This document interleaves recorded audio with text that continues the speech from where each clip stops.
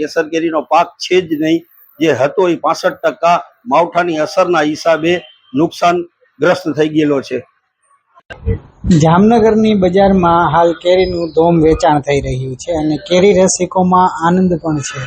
પરંતુ ખાસ વાત એ છે કે તાજેતરમાં માવઠાએ મોકાણ સર્જતા ગીર સોમનાથ પંથકમાં તાલાલા પંથકમાં કેરીનું સૌથી વધુ નુકસાન થયું છે, જેને લઈને આગામી સમયમાં કેરીમાં ભાવ વધારાના ભણકારા જોવા મળી રહ્યા છે. બીજી તરફ હાલની સ્થિતિએ જ માવઠા બાદ જામનગરની બજારમાં કેરીના ભાવ વધી રહ્યા છે, એટલે કે 10%થી લઈ 20% સુધીના કેરીના ભાવમાં વધારો નોંધાયો છે. બીજી બાજુ હજુ પણ ભાવ વધે તેવી વેપારીઓ શક્યતા વ્યક્ત કરી રહ્યા છે. હું ગિરીશભાઈ ટેકવાણી શાક માર્કેટ કેરીના વેપારી બોલી રહ્યા છીએ.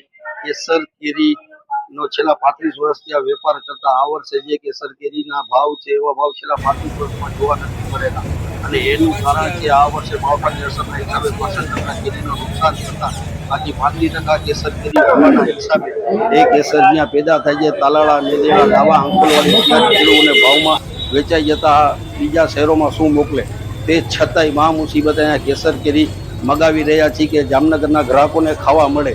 અને કેસર કેરી સારા માયલી કેસર કેરીના બોક્સના 1150 થી 1200 રૂપિયા બજાર હોવાના હિસાબે ગ્રાહકોની થોડી કચવાશ રહે છે ભાવના હિસાબે. પણ ગ્રાહકોને સમજવા જેવું છે કે કેસર કેરીનો પાક નિષ્ફળ જતા કેસર કેરી ઓછી હોવાના હિસાબે આ વર્ષે 1150 થી 1200 રૂપિયા બજાર રહેવાની છે.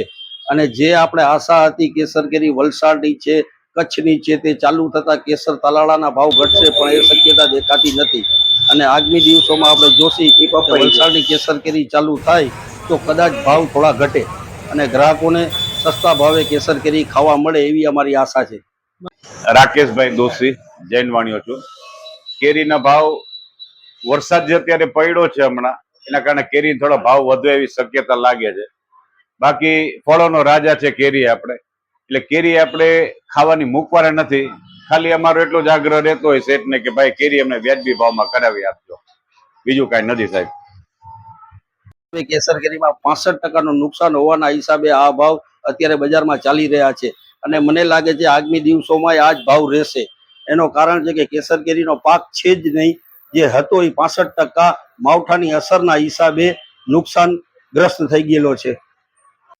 આમ પાકમાં નુકસાનીને લઈ અને હજુ પણ આગામી સમયમાં કેરીના ભાવ વધે તેવા ભણકારા વાગી રહ્યા છે.